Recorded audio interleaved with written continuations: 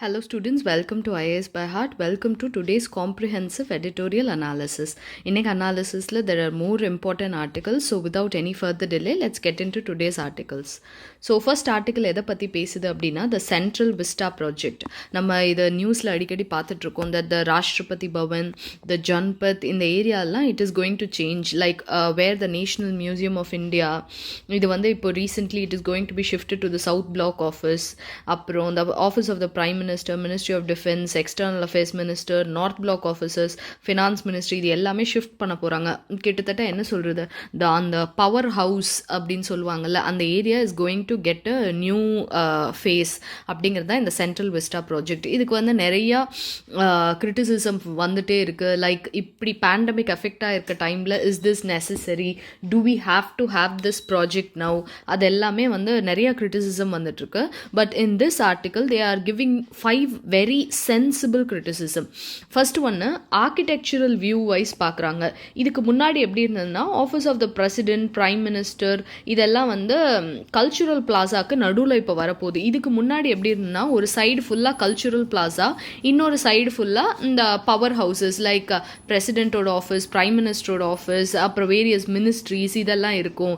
இப்போ வந்து அந்த ஆர்கிடெக்சரில் அந்த கல்ச்சுரல் ஸ்பேஸ் அப்படின்னு ஒரு செப்பரேஷனே இல்லாமல் எப்படி ஆயிடுச்சுன்னா now the cultural space அதாவது national museum it will be sandwiched between the office of the president and prime minister அந்த மாதிரி இருக்கு.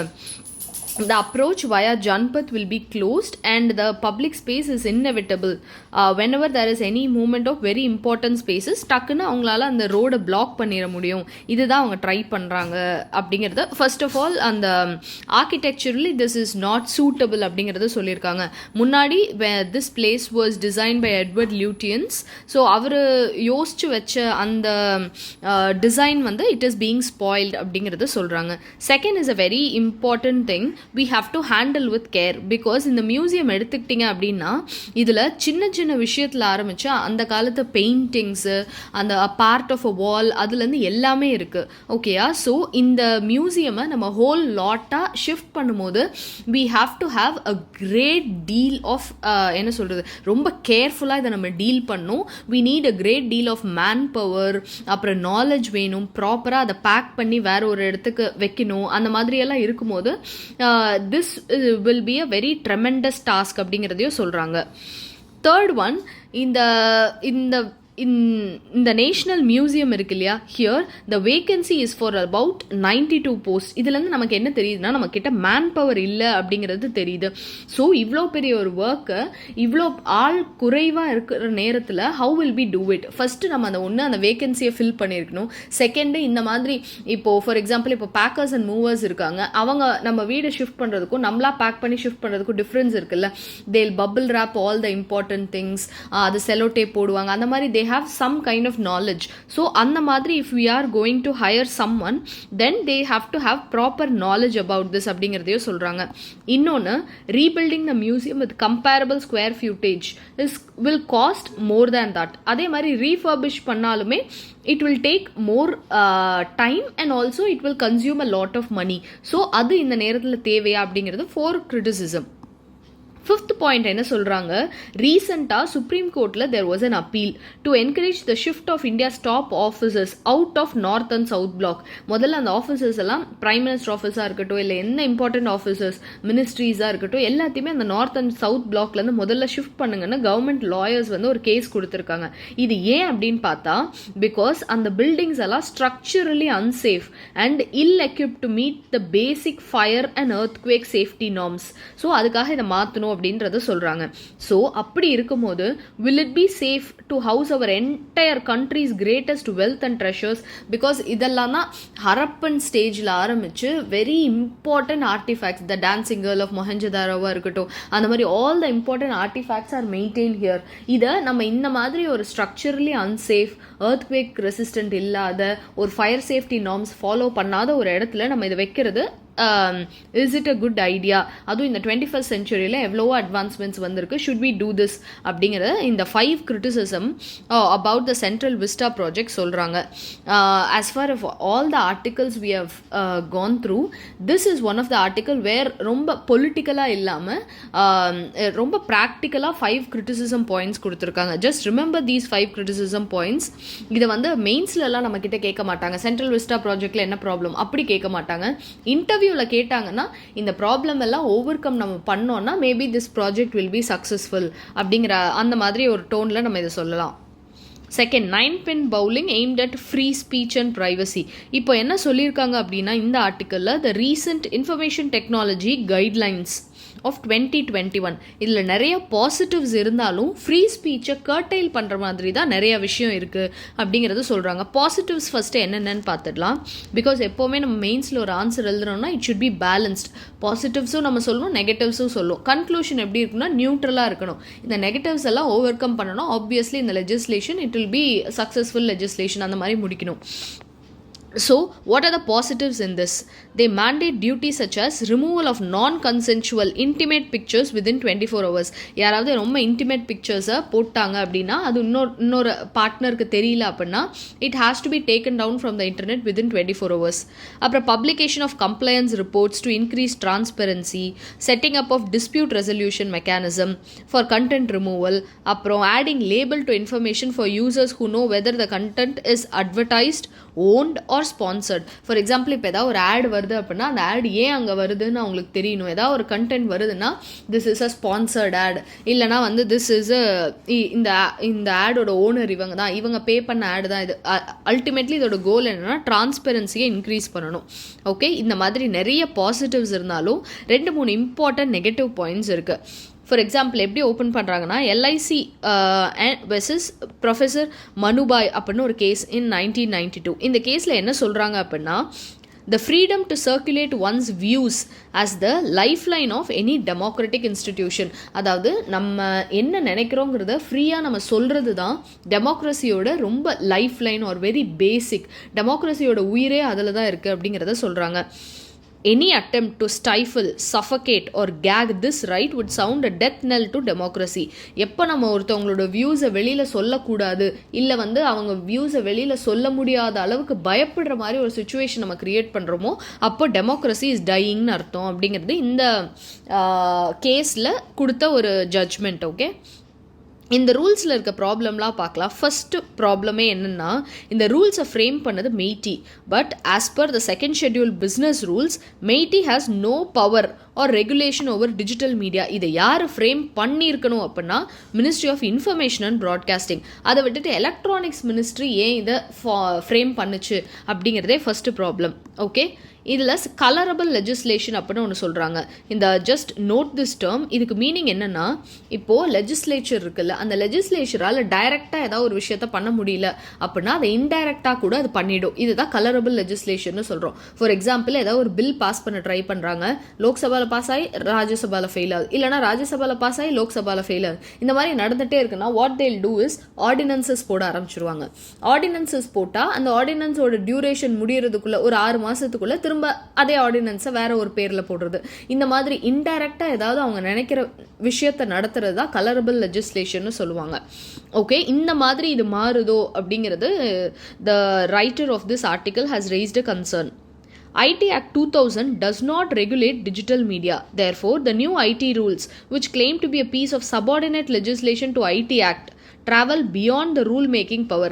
முதல்ல IT Act 2000ல டிஜிட்டல் மீடியாவை ரெகுலேட் பண்ணுறதுக்கான பவரே கிடையாது.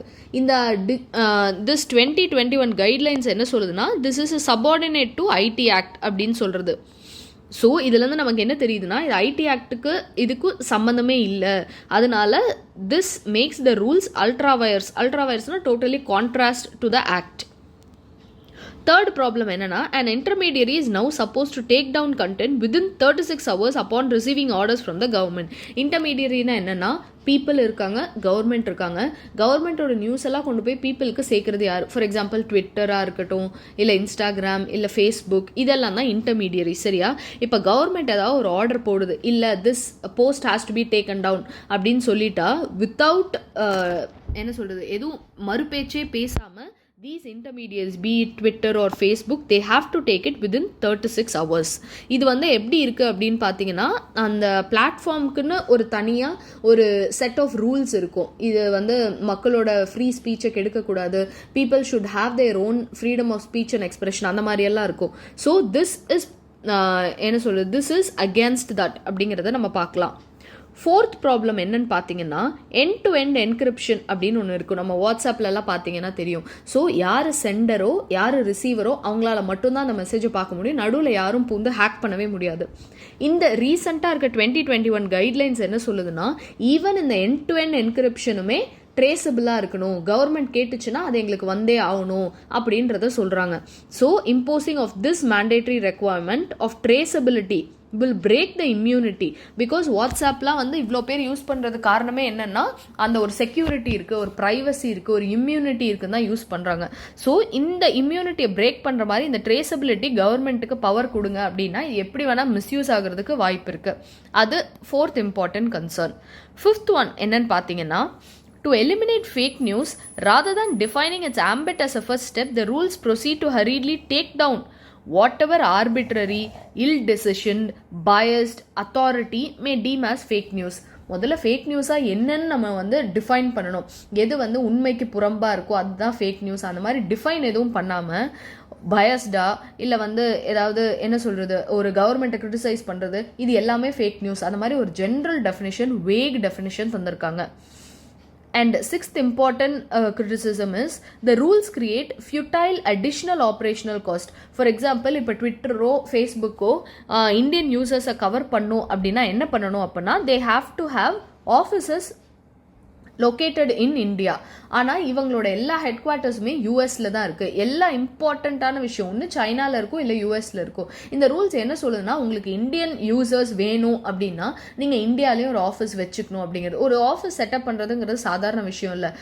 அந்த ஆஃபீஸ் வாட்ச்மேன்லேருந்து அந்த ஆஃபீஸோட சிஇஓ வரைக்கும் everybody has to B paid. அந்த ஆஃபீஸோட ரன்னிங் காஸ்ட் இருக்குது. இந்த மாதிரிலாம் நம்ம இம்பார்ட்டன்ட் ரூல்ஸ் போடும்போது this maths profit making a for fetched goal for multinational corporations and intermediary enterprises. So இதனால் என்ன ஆகுது அப்படின்னா, அவங்களோட ப்ராஃபிட்டும் குறையுது, நிறையா ரூல்ஸும் போடுற மாதிரி இருக்குது, அண்ட் அவங்கள டிஸ்கரேஜ் பண்ணுற மாதிரியும் இருக்குது. ஸோ இதெல்லாம் தான் 6 important problems in the IT rules of 2021 guidelines. Democracy stands undermined in direct proportion to every attack made on the citizens' right to have private conversation, to engage in a transaction, to dissent, அதாவது ஒத்துக்காமல் போகிறது. இது எல்லாத்துலேயுமே democracy இருந்தால் மட்டும்தான் இதெல்லாம் தான் இருக்கும். So இதெல்லாம் நம்ம எப்போ அஃபெக்ட் ஆனாலும் டெமோக்ரஸியே அஃபெக்ட் ஆகிற மாதிரி நம்ம we should feel. So we should make sure that the right to freedom of speech and expression has the highest weightage among all rights அப்படிங்கிறது தான் இந்த ஆர்டிக்கிளோட gist. Now moving on, proposed hate speech provision should be clear and free of vagueness. இது என்ன சொல்கிறாங்க அப்படின்னா, இப்போ ரீசெண்டாக there is a proposal to incorporate provisions against hate speech. அதுக்கு வந்து ஒரு பீனல் லா வந்து டிசைன் பண்ண பார்க்குறாங்க. Committee is appointed by the home ministry and it is tasked with recommending changes in the criminal law to make hate speech a separate offense. இப்போ ரீசெண்டாக தான் இது நடந்தது. The panel is examining what are the recommendations made by the expert committee like TK Vishwanathan. அப்புறம் section 153C என்ன சொல்ல போகுது, 505A என்ன சொல்ல போகுது, அதெல்லாம் இதில் சொல்கிறாங்க. But first of all hate speech பற்றி எந்த மெயின்ஸில் ஒரு கொஷின் வந்தாலும் this introduction will be very apt. ஸ்பீச்சுங்கிறது ஃப்ரீ தான், but the freedom that comes with has some responsibility. பேசலாங்கிறதுக்காக என்ன வேணால் பேசிட்டு அது வந்து my freedom of speech and expression நம்மளால் கிளைம் பண்ண முடியாது. ரெஸ்பான்சிபிள் ஸ்பீச் அப்படின்னா என்னன்னா, திட்டாமல் இருக்கிறது, ஒருத்தவங்களை பற்றி தப்பாக பேசாமல் இருக்கிறது, இல்லைனா வன்முறையை தூண்டாமல் இருக்கிறது மட்டும் ரெஸ்பான்சிபிள் ஸ்பீச் கிடையாது.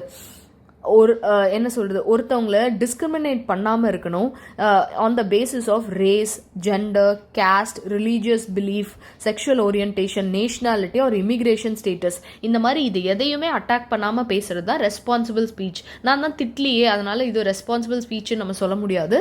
அது மட்டும் கிடையாது, எந்த ஒரு வல்னரபிள் செக்ஷனையுமே நம்ம டார்கெட் பண்ணாமல் இருக்கிறது தான் ரெஸ்பான்சிபிள் ஸ்பீச். அதை தான் நம்ம என்கரேஜ் பண்ணணும் அப்படிங்கிறத சொல்லியிருக்காங்க. ரெண்டு செக்ஷன் ப்ரப்போஸ் பண்ணுறாங்க. ஒன்று 153C. இது என்ன பண்ணும் அப்படின்னா, it would target speech that threatens any person or group with the intention to cause fear, alarm or incite violence towards them. அதாவது எப்போ வந்து ஒருத்தவங்க ஒரு ஆளையோ இல்லை ஒரு குரூப்பையோ ஒரு பயத்துக்கு உள்ளாக்கி அவங்கள வந்து வன்முறையை தூண்டுற மாதிரி இருக்கிற ஸ்பீச் எல்லாமே it will have 2 years of prison time and some fine. இன்னொரு செக்ஷன் 505 என்ன பண்ணுது அப்படின்னா, it proposes to punish speech or writing that causes fear or alarm among a group that provokes violence on the grounds of race, religion, gender, sexual orientation, place of birth or disability. இந்த ரெண்டு செக்ஷனுமே hate speech origin பண்ணி தான் இருக்கு. So இதுக்கு இப்போ லா நம்ம propose இனிமே தான் பண்ண போகிறாங்க. பேனல் இப்போ தான் கன்ஸ்டியூட் பண்ணியிருக்காங்க. So what we have to do is we have to make sure that it is clearly worded. For example, section 66A of the Information Technology Act எடுத்துக்கலாம். It may be recalled that recent Supreme Court was struck because சில டேர்ம்ஸ்க்கு அதுக்கு வந்து explanation இல்லை. For example, இப்போ ஏதாவது ஒரு கண்டென்ட்டை நம்ம நெட்லேருந்து எடுக்கணும் அப்படின்னா அது என்ன அப்படிங்கிறது தெரில. செடிஷன் அப்படிங்கிற டேர்முக்கு இன்னமுமே நம்ம லாஸ்லலாம் வந்து கிளியரான ஒரு எக்ஸ்பிளனேஷன் இல்லை. அந்த மாதிரி நம்ம வேக் டேர்ம்ஸ் யூஸ் பண்ணாமல் ப்ராப்பராக என்ன இருக்குது அப்படிங்கிறத நம்ம சொல்லணும். It should be clear that what is sought to be punished is incitement to violence or advocacy of hatred. Hate speech அப்படின்னாலே நம்ம இது ரெண்டு தான் ஸ்டாப் பண்ண ட்ரை பண்ணுறோம். Therefore நம்ம என்ன பண்ணணும் அப்படின்னா, கவர்மெண்ட் வந்து எந்த லூப் ஹோலும் யூஸ் பண்ணிடக்கூடாது. அதே மாதிரி எந்த ஒரு பர்சன் ஹேட் ஸ்பீச் ப்ராக்டிஸ் பண்ணுறானோ அவனுமே அந்த லூப் ஹோல் யூஸ் பண்ணி எஸ்கேப் ஆயிடக்கூடாதுங்கிற அளவுக்கு we should make sure that the law is very clear. அதுதான் இந்த ஆர்டிக்கிளில் சொல்கிறாங்க. Moving on to the next one. India's capacity to withstand multiple and simultaneous shock is being tested because இப்போ தான் வந்து நம்ம Covid வந்து ஃபைட் பண்ணிட்டு இருக்கோம். அதுக்குள்ளே 2 சைக்ளோன் வந்துருச்சு. ஒன்று சைக்ளோன் டகுட்டே, இன்னொன்று ஸ்ட்ராம் யாஸ். இது ரெண்டுமே இப்போ ரீசண்டாக இந்தியாவை அஃபெக்ட் பண்ணுது. தோ the damage to life was very small. The problem is there was there was more damage to the property. அப்புறம் வந்து பில்டிங்ஸ், இன்ஃப்ராஸ்ட்ரக்சர், இதுக்கெல்லாம் நிறையவே ப்ராப்ளம் இருந்தது. த ப்ரிப்பரேட்டரி மாஸ் இவாக்குவேஷன் அது வந்து ஹெல்ப் பண்ணுச்சு. இப்போ சைக்ளோன் வருதுன்னா நம்மளால் ஈஸியாக என்ன பண்ண முடியும், எல்லாத்தையும் அந்த சைக்ளோன் இருக்க அந்த கோஸ்டல் ஏரியாஸ்லேருந்து நவுத்தி கொண்டு வந்து சென்டரில் வைக்க முடியும், இல்லைனா ஒரு ரீஹாபிலிட்டேஷன் சென்டரில் பண்ண முடியும். அதோட அந்த டிசாஸ்டர் மேனேஜ்மெண்ட் முடிஞ்சிடல. பிகாஸ் அந்த பீப்புள் திரும்பி போகும்போது அவங்க வீடு இருக்காது. அவங்க வீடு இருந்தாலும் வீடு ஃபுல்லாக தண்ணியாக இருக்கும், இல்லைனா இம்பார்ட்டன்ட் டாக்குமெண்ட்ஸ் எல்லாமே அந்த வெள்ளத்தில் அடிச்சுட்டு போயிருக்கும். So disaster management stops when these people are rehabilitated. அவங்களுக்கு திரும்ப நம்ம லைஃப் ஆப்பர்ச்சுனிட்டி தரும்போது தான் இது ஃபுல்லாக முடிஞ்சுது அப்படிங்கிறத நம்ம பார்க்கணும். Season 2021 comes as another reminder that India will have to improve its resilience to cyclones. நம்ம வந்து நம்பர் ஆஃப் டெத்ஸை குறைக்கிறோம் அப்படிங்கிறதுனால நம்ம டிசாஸ்டர் மேனேஜ்மெண்ட் ரொம்ப நல்லா இருக்குன்னு நம்ம முடிவு பண்ணிட முடியாது. Because world meteorological organization state of global climate 2020 ரிப்போர்ட்ல என்ன சொல்லுது அப்படின்னா, ஒரே ஒரு cyclone Amphan that hit Bengal in last May, இதனால மட்டுமே economic loss to India $14 billion நடந்திருக்கு. ஒரே ஒரு சைக்ளோனால. அப்போது இந்தியா ஜஸ்ட் ரிமைண்ட், இந்தியா வந்து ஒரு வருஷத்துக்கு எவ்வளோ சைக்ளோன்ஸ் ஹிட் ஆகுது. ஸோ நமக்கு அதில் எவ்வளோ எக்கனாமிக் லாஸ் ஆகுது. So it's high time that we should make sure that disaster management is at the centre of the table. இது நம்ம பேக் பர்னரில் போட்டுறக்கூடாது. டிசாஸ்டர் மேனேஜ்மெண்ட் சம்மந்தமாக எந்த ஒரு கொஸ்டின் வந்தாலும் சரி, you can quote this data.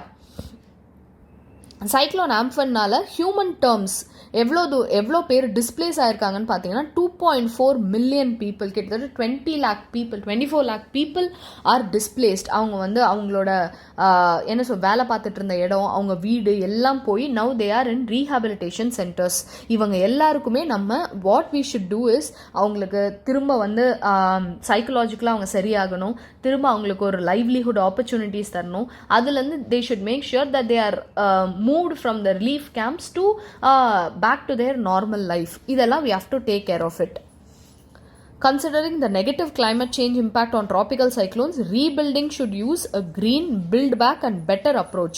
Cyclones will other shine off our economic progress. Because ஒரு சைடு நம்ம எக்கனாமிக் ப்ராக்ரஸ் பண்ணிட்டே போனாலும் ஒரே ஒரு புயல் வந்து ஒரு $14 பில்லியன் நமக்கு லாஸ் பண்ணிட்டு போயிடும். So we should make sure that the life loss is minimized, property loss is minimized, infrastructure damage is also minimized. So இந்த பேஜில் கிட்டத்தட்ட இருந்த எல்லா ஆர்டிகல்ஸுமே important articles. Moving on to the next page. இந்த பேஜில் என்ன சொல்கிறாங்க அப்படின்னா, 2-state solution is it still alive அப்படிங்கிறத கேட்குறாங்க. நேற்றே நம்ம பார்த்தோம் 2-state சொல்யூஷன்னா ஒன்றும் இல்லை, இங்கே சொல்லியிருக்காங்க பாருங்கள். 2-state சொல்யூஷன்னா we should make it means that an independent sovereign Palestine state and an independent sovereign Israeli state would coexist in peace. But reality this is far from the case.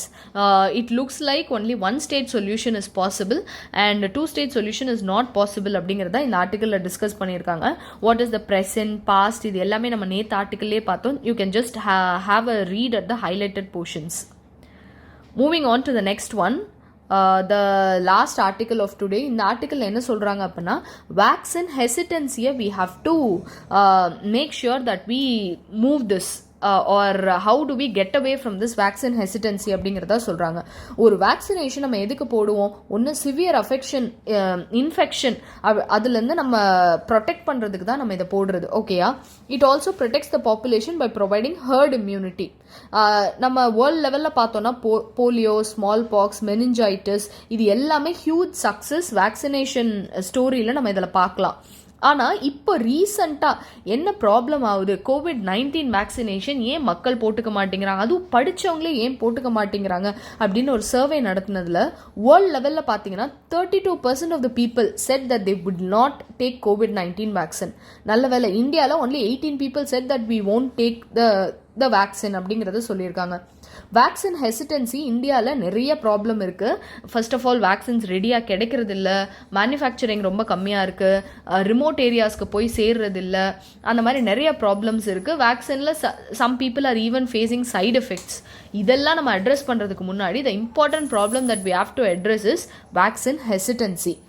Vaccine hesitancy is a complex, context-specific and varying across time problem. இதுக்கு நிறைய reasons இருக்கும். என்னென்ன reasons இங்கே கொடுத்துருக்காங்க. For example, lack of awareness. மக்களுக்கு இதை போடுறதுனால என்னென்ன பெனிஃபிட் இருக்குங்கிறதே ஃபஸ்ட்டு தெரியல. இன்னொன்று, இன்அக்யூரேட் இன்ஃபர்மேஷன்னால ஏற்படுற பயம். இன்னொன்று, வேக்சின்ஸ் அவ்வளோ சீக்கிரம் கிடைக்கிறது இல்லை, சிவில் லிபர்ட்டி கான்செப்ட்ஸ், அப்புறம் காஸ்ட் அதிகமாக இருக்கிறது, கல்ச்சுரல் இஷ்யூஸ். நிறையா பேர் அவங்க கல்ச்சரில் வேக்சின் அந்த மாதிரி இயற்கைக்கு எதிராக நம்ம போடக்கூடாது, வேக்சின்லாம் நம்ம போடக்கூடாது, அந்த மாதிரி கல்ச்சரில் கூட சொல்லியிருக்கலாம்.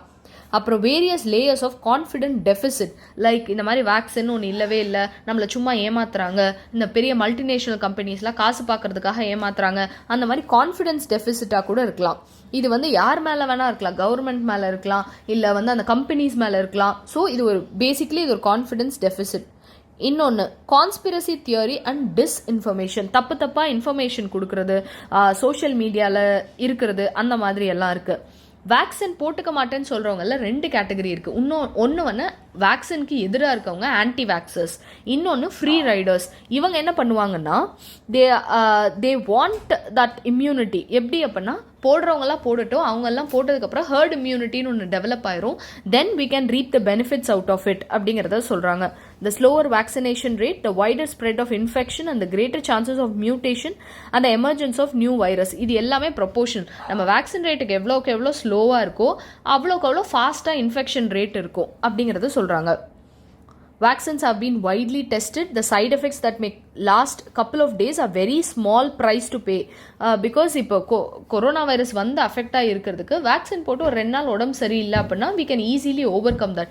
இது மக்களுக்கு புரிய மாட்டேங்குது. So what we have to do is, இந்த ரூமர்ஸ், கான்ஸ்பிரசி தியரிஸ், இது எல்லாத்தையுமே நம்ம ப்ராப்பர் டேட்டா அண்ட் ரெக்கார்ட்ஸ், நம்ம டிரான்ஸ்பரன்சி மூலியமாக தான் மக்களுக்கு கான்ஃபிடன்ஸ் கொண்டு வர முடியும். Before attempting to persuade people, we need to understand the basis of their fear, hesitancy and anti-vax attitude. அவங்க ஆட்டிடியூடை ஃபஸ்ட்டு நம்ம புரிஞ்சுக்கணும், என்ன ப்ராப்ளம் அப்படிங்கிறத, அவங்களுக்கு உண்மையான ட்ருத் என்ன அப்படிங்கிறத நம்ம புரிய வைக்கணும். நம்ம சிம்பிளி மக்களை ஃபோர்ஸ் பண்ணோம் அப்படின்னா அவங்க ஏதோ ப்ராப்ளம் இருக்குது, அதனால தான் எல்லாரையும் இப்படி அவசரமாக போட சொல்கிறாங்க, அந்த மாதிரி ஒரு ஆட்டிடியூட் வர்றதுக்கும் வாய்ப்பு இருக்குது. So what we have to do is, இப்போது அவங்களுக்கு சயின்ஸையும் நம்ம புரிய வைக்கணும், அதே சமயம் அந்த ஹெசிடன்சியும் குறைச்சி கான்ஃபிடன்ஸ் இந்த சிஸ்டமையும் நம்ம பில்ட் பண்ணணும். இதுதான் இதுக்கு ஒரே சொல்யூஷன் அப்படிங்கிறது தான் இந்த ஆர்டிக்கிளோட just. So with this, we have come to the end of the session. I have covered all the important articles. You can find this highlighted newspaper in our blog. The link will be given in the description box below. So tune in tomorrow for tomorrow's news. That's all for today. Thank you.